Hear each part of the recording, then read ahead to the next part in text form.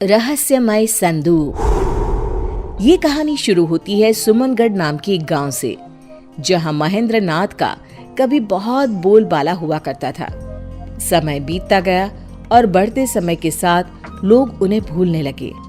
आज महेंद्र नाथ का परिवार भी गांव के बाकी परिवार की तरह ही एक आम परिवार बनकर रह गया था।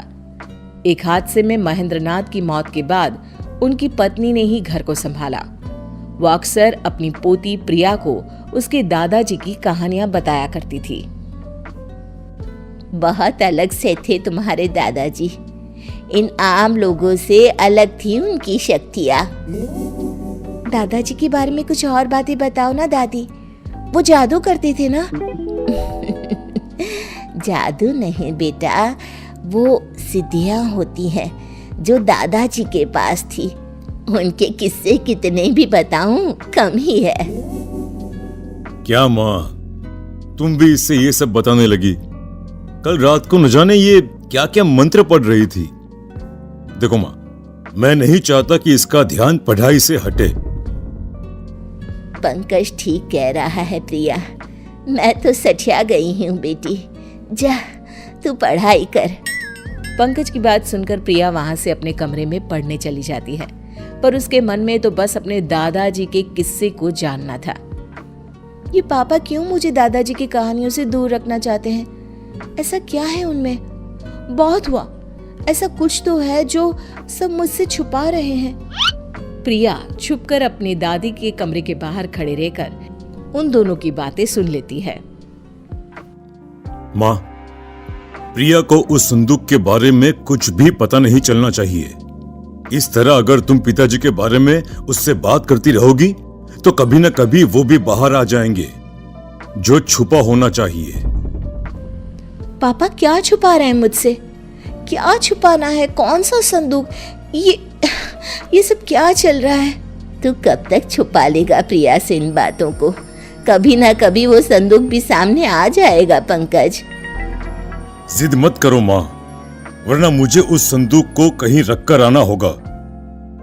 मैं आज ही उस संदूक को पास के जंगल में रखकर आता हूँ। न रहेगा संदूक, ना ही रहेगा प्रिया को कोई खतरा। पंकज रात के ठीक 2 बजे सभी के सोने के बाद अपने घर के स्टोर रूम में जाता है और लाल कपड़े में लपेटे एक संदूक को बाहर लेकर आता है। माफ कीजिएगा बाबूजी, पर हम इन शक्तियों को नहीं संभाल पाएंगे। अब इस संदूक को अलविदा करने का समय आ गया है। सर्दी की ठंडी रात को पंकज उस संदूक को उठाए चल पड़ता है।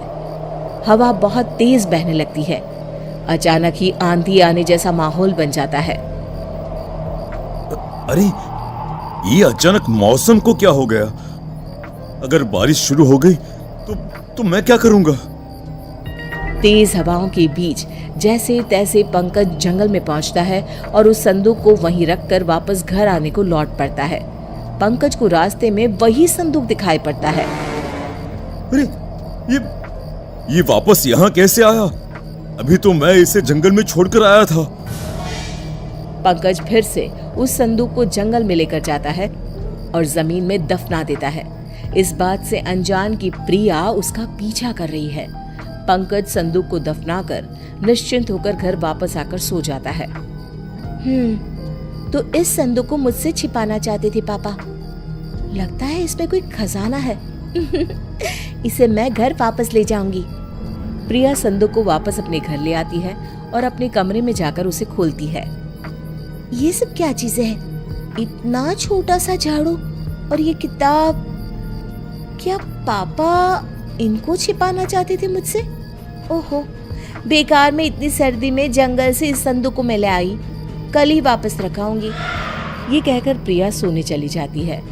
वो जैसे ही आंखें बंद करने वाली होती है, किताब में से एक तेज रोशनी बाहर आती है। झाड़ू खुद ब खुद हवा में उड़ने लगती है। ये सब क्या हो रहा है?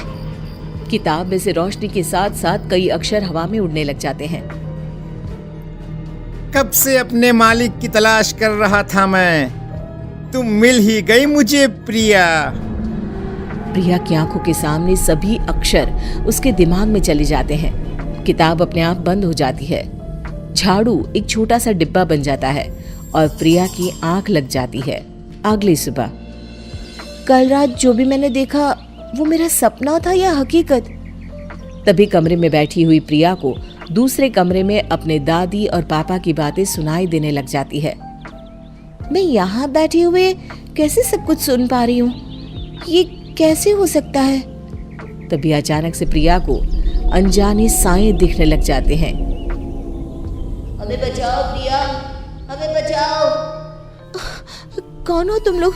नहीं नहीं, मुझे छोड़ दो। प्रिया की आवाज सुनकर शोभा और पंकज उसके कमरे में आते हैं, पर उन्हें वहां कोई नहीं दिखता। क्या हुआ प्रिया, तुम ठीक तो हो? पापा, मुझे बचा लीजिए।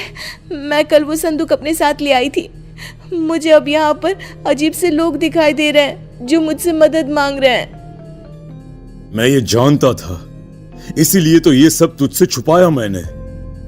तेरे दादा यानी मेरे पिताजी महेंद्र नाथ ने लोगों की मदद करने के लिए कई सिद्धियां ली। उन्होंने अपने बारे में तो कभी सोचा ही नहीं। कई अतृप्त आत्माओं को आजाद करवाने में और कई मजबूरों की मदद करने में ही उन्होंने अपना जीवन लगा दिया। उन्होंने अपनी सारी शक्तियां इस संदूक में छुपा कर रखी थी, पर उनके ही एक चेले ने उन्हें धोखे से मरवा दिया और संदूक चुरा लिया। पर वो ये संदूक खोल नहीं सका। मुझे डर था कि कहीं ये शक्तियों को संभालने की शक्ति तुझ में ना हुई, और अगर तू ही इसकी हकदार हुई तो क्या होगा? तेरे दादाजी की सिद्धियां तू ही इस्तेमाल करके लोगों की मदद कर सकती है बेटा। ये आत्माएं बस तुझे ही दिखाई देगी, क्योंकि तू ही है जो इन्हें बचा सकती है।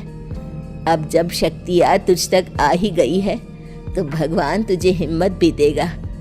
तुझे बस एक गुरु चाहिए जिनसे मैं तुझे मिलवाती हूँ।